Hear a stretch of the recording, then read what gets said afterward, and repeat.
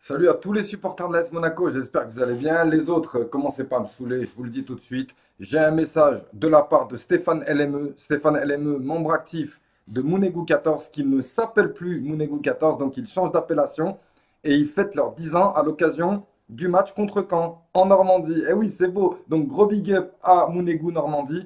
Et si t'es dans le coin, tu sais pas quoi faire, eh ben abonne-toi à Mounegou Normandie. On va passer au match Monaco-Amiens. Donc Monaco-Amiens qui se jouait à Monaco, où on attendait tous une réaction par rapport à la défaite contre Paris et à la défaite contre Guingamp. Et cette réaction n'est toujours pas arrivée. Alors là, je commence sérieusement à me demander si c'est physique ou moral. Parce que j'ai choisi justement ce jour férié, parce que nous, on est férié depuis un mois. La fête du travail, on l'a commencé depuis un mois déjà. Donc j'espère que ce jour férié sonne la fin de cette grève de nos joueurs. Parce que oui, effectivement, on a pu voir des joueurs qui traînent la patte et qui n'ont pas trop envie. Donc, le match, il commence avec un petit peu d'envie, quelques gestes, mais par à-coups et individuels. C'est-à-dire que pas tout le monde est au même niveau au même moment, ce qui pose problème. Donc, quand il y en a un qui s'excite, l'autre il dort. Forcément, avec ça, on ne peut pas aller bien loin. Mais on a essayé timidement, notamment avec Gabriel Boschilia qui a fait une très belle entame de match, hein, avec pas mal de frappes. Il a tenté, il a essayé. Malheureusement, il revient. Lui, ça fait peut-être 6 mois qu'on l'a pas vu sur un terrain, si c'est pas plus. Il ne peut pas tout faire tout seul. Thomas Lemar, pas là, malgré que tout le monde l'attendait.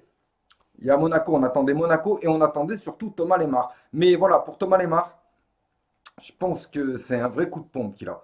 Non, il traîne pas la patte, il se laisse pas aller parce qu'il est à Monaco, parce qu'il sait qu'il va partir. Je ne pense pas, parce que c'est quand même sa place en équipe de France qui commence à être menacée. Et si c'était le cas, eh ben, il se réveillerait.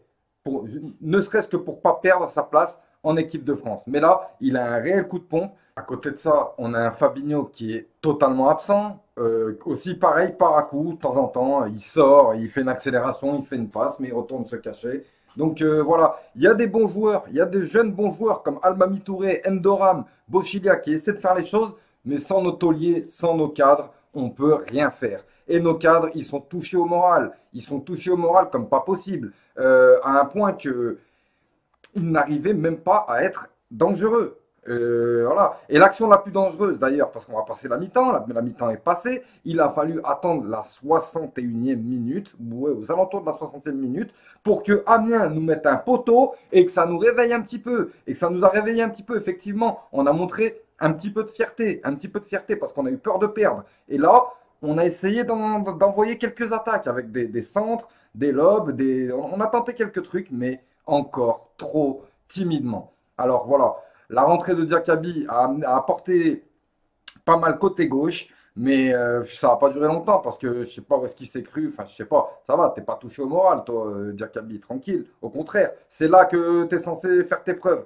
parce que El Tactico, on ne peut pas vraiment parler de problème de joueur parce qu'il a essayé de faire tourner. On a également vu Silla, on a également vu Jordi Mboula qu'on attendait tous. Moi, ça m'a un petit peu dégoûté de le voir rentrer dans des moments pareils, avec une pression pareille, de devoir marquer un but. Peut-être que ça peut être bon, mais je m'attendais quand même à un match meilleur pour lui, pour qu'il puisse se mettre en valeur. D'autant qu'il n'a même pas pu se mettre en valeur parce qu'il n'y a quasiment aucun ballon qui est arrivé côté droit. Voilà, jusqu'à que Diakabi pète les plombs et que ça devienne tout et n'importe quoi. Enfin voilà, encore une fois, on passe à côté du match. On n'arrive pas à marquer. On montre rien derrière. Et ça, là, on perd la deuxième place, quoi. On perd la deuxième place. Là, on va peut-être pouvoir parler de faute professionnelle de la part des joueurs, parce qu'avec autant de points d'avance à si peu de journées de la fin, on peut pas, on peut parler de faute professionnelle. Alors, on avait un objectif qui était la deuxième place et une coupe. La coupe, même si on arrivait jusqu'à la finale, on l'a perdue. Voilà. Donc, la deuxième place, c'était tout ce qui nous restait. Et là, on vient de la perdre. Voilà. Je tiens à féliciter encore une fois l'Olympique de Marseille pour leur match exceptionnel en Europa League, qui, j'espère, va leur assurer une place pour la finale de cette compétition. Et je remercie également l'Olympique de Marseille d'avoir fait match nul, ce qui nous permet de pouvoir rester troisième et de pouvoir espérer vraiment que nos joueurs sortent la tête de l'eau et qu'on puisse se battre jusqu'à la fin jusqu'aux os. Mais avant, il va falloir montrer une autre attitude sur le terrain, vraiment. Alors, je pense que ça y est, hein, on s'est assez moqué de nous. Voilà, la fête du travail, c'est fini aujourd'hui. Voilà, donc maintenant, on se remet au boulot, les gars, s'il vous plaît. Hein? Allez, à bientôt pour le prochain débrief.